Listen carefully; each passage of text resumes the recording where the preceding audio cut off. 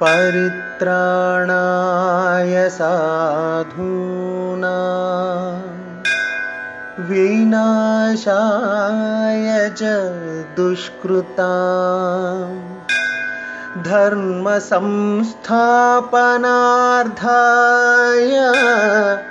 संभवामि युगे युगे।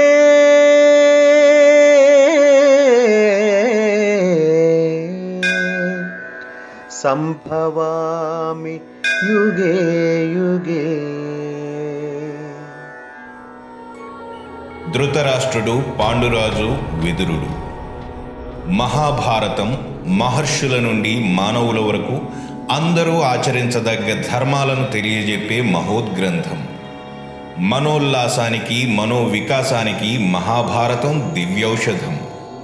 చిత్రాంగదుడు, విచిత్ర వీర్యుల అకాల మరణంతో హస్తినాంతా దుఃఖసాగరంలో మునిగిపోయింది.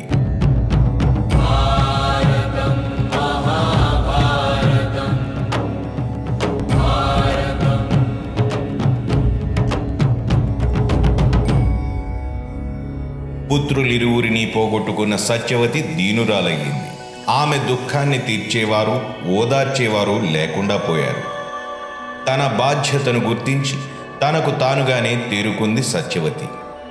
తక్షణ కర్తవ్యంగా భావించి భీష్ముణ్ణి పిలిపించింది. కుమార, అన్ని భారాలు నీ మీదే పడ్డాయి. కురు రాజ్య సంరక్షణతో పాటు వంశరక్షణ బాధ్యత కూడా నువ్వే చూసుకోవాలి. అన్ని శాస్త్రాలు ఆమూలాగ్రంగా తెలిసిన ధర్మజ్ఞుడవు నువ్వు. ఇటువంటి క్లిష్ట సమయంలో నువ్వు బుద్ధి కుశలతతో వ్యవహరిస్తావని నాకు తెలుసు. అందుకే నా మనసులో మాట చెబుతాను విను. నా గర్భాన జన్మించిన నీ సోదరులిద్దరూ మనం చేరుకోలేని దూరాలకు వెళ్ళిపోయారు. విచిత్ర వీర్యుడు సంతానహీనుడిగానే తనువు చాలించాడు.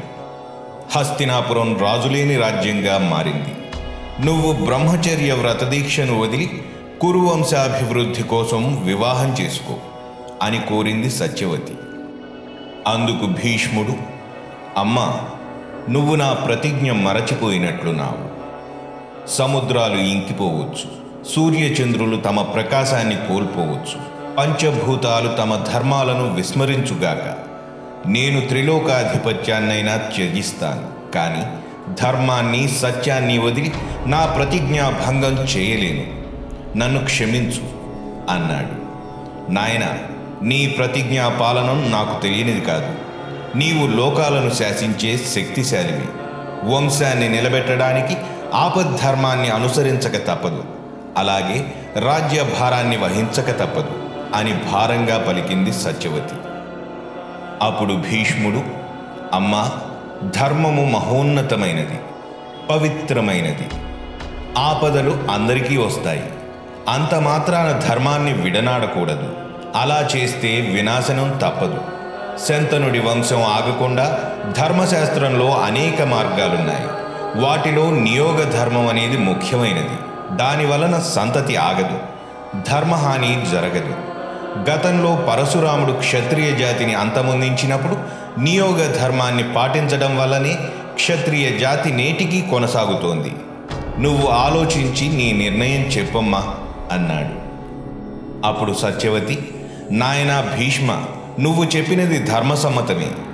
గుణవంతులైన జ్ఞానులు వంశాంకురాన్నిచ్చి వంశాన్ని నిలబెట్టే నియోగ ధర్మం ముమ్మాటికీ సత్యమే. కుమారా, ఈ ఆపత్కాల సమయంలో మన వంశాన్ని నిలబెట్టగల సమర్థుడు వేదవ్యాసుడొక్కడే. ఆయననే మన సంతతిని రక్షించమని ప్రార్థిద్దామన్నది. తపోనిధి అయిన వ్యాసుడు మన వంశాన్ని నిలబెడతాడనే నమ్మకం నాకు కూడా కలుగుతోంది అన్నాడు భీష్ముడు. అంతట సత్యవతి వ్యాసుని కొరకు సంకల్పించింది. వెంటనే వ్యాసుడు ప్రత్యక్షమయ్యాడు. అమ్మా, నన్ను ఇచ్చటకు రప్పించడానికి కారణం సెలవీయమని కోరాడు. వ్యాస, నువ్వు నా జ్యేష్ఠ కుమారుడవు. మాకు నీ సాయం అందించే సమయం ఆసన్నమయ్యింది.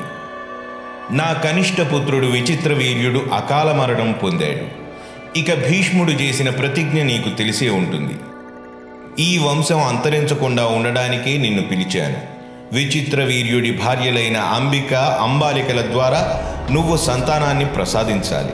అదే నా కోరిక అన్నది. అంతట వ్యాసుడు, అమ్మా, నీ మాట నాకు శిరోధార్యం. అదీగాక నువ్వు సూచించిన మార్గం శాస్త్రవిరుద్ధం కాదు. నీ కోరిక మేరకు ఈ వంశోత్పత్తికై చక్కని కుమారులను ప్రభవింపజేస్తాను. సత్యవతి కోడళ్ళిద్దరికీ విషయం చెప్పింది. అంబికను వ్యాసుని వద్దకు పంపింది. వ్యాసుడు నల్లని దేహము, మెరిసే కళ్ళు, నెరిసిన తల, తెల్లని గడ్డంతో భయం కొలిపేటట్లున్నాడు.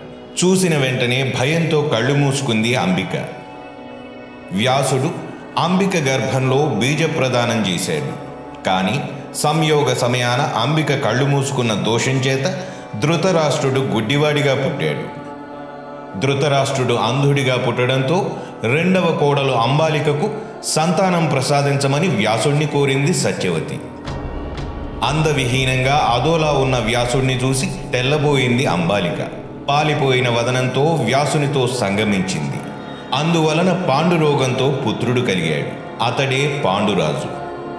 ధృతరాష్ట్రుడు, పాండురాజు ఇద్దరూ సంపూర్ణ ఆరోగ్య లక్షణాలతో పుట్టని కారణంగా అంబికకు మరో పుత్రుడిని ప్రసాదించమని వ్యాసుడిని కోరింది సత్యవతి. వ్యాసుడిని తలుచుకుని అంబికకు భయంతో ఒళ్ళు జలధరించింది. అందుకని తన దాసీగణంలో ఒక దాసిని వ్యాసుడి వద్దకు పంపింది. ఆ దాసి వేదవ్యాసుడికి సేవా పరిచర్యలు చేసి ఆయనను మెప్పించింది. అంతట వ్యాసుడు సంతసించి ఆమెకు పుత్రదానం చేశాడు. వ్యాసుడి అనుగ్రహం పొందిన ఆ దాసి మగ శిశువుని ప్రసవించింది. అతడే విదురుడు. మాండవ్య మహర్షి శాపం కారణంగా యమధర్మరాజు భూలోకంలో జన్మించాల్సి వచ్చింది. అతడే సర్వశాస్త్ర కోవిదుడైన విదురుడు. మహాభారతాన్ని విపులీకరించి వైశంపాయన మహర్షి చెబుతుండగా శ్రద్ధగా వింటున్న జనమేజయ మహారాజుకు విదుర జననం మిక్కిలి ఆసక్తి కలిగించింది. ఓ మహర్షి, యమధర్మరాజు శాపవృత్తాంతం ఏమిటి? భూలోకంలో ఒక దాసి గర్భంలో ఆయన జన్మించడానికి కారణమేమిటి? సవివరంగా తెలియజేయమని కోరాడు జనమేజయుడు. అంతట వైశంపాయనుడు ఈ విధంగా చెప్పాడు. పూర్వం మాండవ్యుడనే మహర్షి ఉండేవాడు. అతడు ఓ అరణ్య ప్రాంతంలో ఘోర తపస్సులో నిమగ్నమై ఉండేవాడు. తలక్రిందులుగా అంటే శీర్షాసనంలో నిలబడి కొన్ని సంవత్సరాలు కఠోరమైన తపస్సు చేశాడు.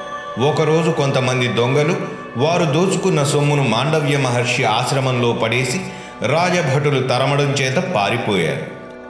ఆశ్రమానికి వచ్చిన రాజభటులు మాండవ్య మహర్షిని దొంగల ఆచూకీ తెలుపమని కోరారు. ఆయన మారు పలుకలేదు. భటులు ఆశ్రమం అంతా గాలించి దొంగలను, వారు అపహరించిన సొత్తును సొంతం చేసుకున్నారు. ఈ దొంగతనంలో మాండవ్య మహర్షి ప్రమేయం కూడా ఉండొచ్చని అనుమానించి వారితో పాటు మహర్షిని కూడా బంధించి ప్రభువు ముందు నిలబెట్టారు. చేసిన నేరానికి శిక్ష విధిస్తూ ఆ దొంగలతో పాటు మాండవ్య మహర్షికి కూడా మరణశిక్ష విధించాడు మహారాజు. శూలాలు గుచ్చినప్పటికీ మాండవ్య మహర్షి మరణించలేదు. ఆ విషయాన్ని భటులు రాజుకు తెలియజేశారు. అప్పుడు ఆ రాజు మాండవ్యుడి దగ్గరకు వచ్చి తన అజ్ఞానాన్ని మన్నించమని ప్రాధేయపడ్డాడు. మాండవ్యుడు ప్రసన్నుడయ్యాడు. కొంతకాలం తరువాత ఒకనాడు మాండవ్య మహర్షి యమలోకానికి వెళ్ళాడు. యమధర్మరాజును సమీపించి, ఓ యమధర్మరాజా, నన్ను రాజభటులు శూలాలు గుచ్చి బాధించారు. నేను అంతటి శిక్షను అనుభవించడానికి నేను చేసిన పాపం ఏమిటి అని ప్రశ్నించాడు. అంతట యమధర్మరాజు, ఓ మహర్షి, నువ్వు చిన్నతనంలో తూనీగలను పట్టి వాటి తోకలకు సూదులు గుచ్చి బాధించేవాడివి. ఆ పాపానికి ఫలితమే ఆ శిక్ష అని జవాబిచ్చాడు. ఓ యమధర్మరాజా, నేను బాలుడుగా ఉన్నప్పుడు చేసిన తప్పుకు భయంకరమైన శిక్ష విధించబడింది అంటున్నావు. అయినా చిన్న పిల్లలకు ఏది ధర్మమో ఏది అధర్మమో తెలిసే వివేకం ఉంటుందా? అయినా అంత చిన్న తప్పుకు అంత దారుణమైన శిక్షను విధించిన నువ్వు భూలోకంలో ఒక దాసి గర్భంలో జన్మించు అని శపించాడు. అంతటితో ఆగకుండా ఇకపై బాల్యంలో చేసే తప్పులకు పాపాలకు పిల్లల బాధ్యత ఉండదు అనే శాసనం కూడా చేశాడు. జనమేజయ మహారాజా, ఈ విధంగా మాండవ్య మహర్షి ఇచ్చిన శాపం వలన యమధర్మరాజు విదురుడిగా జన్మించాడని చెప్పాడు వైశంపాయనుడు.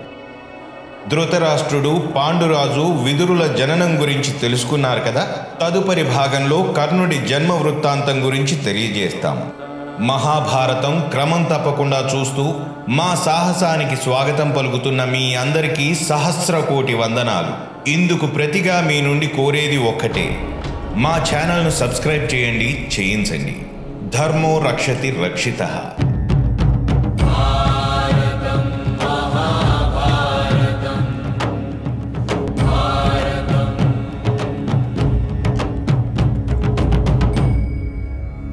परित्राणाय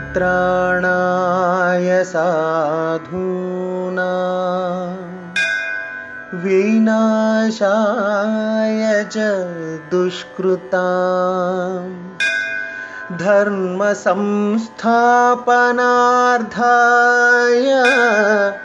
संभवामि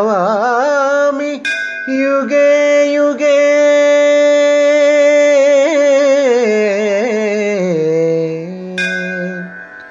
संभवामि युगे युगे.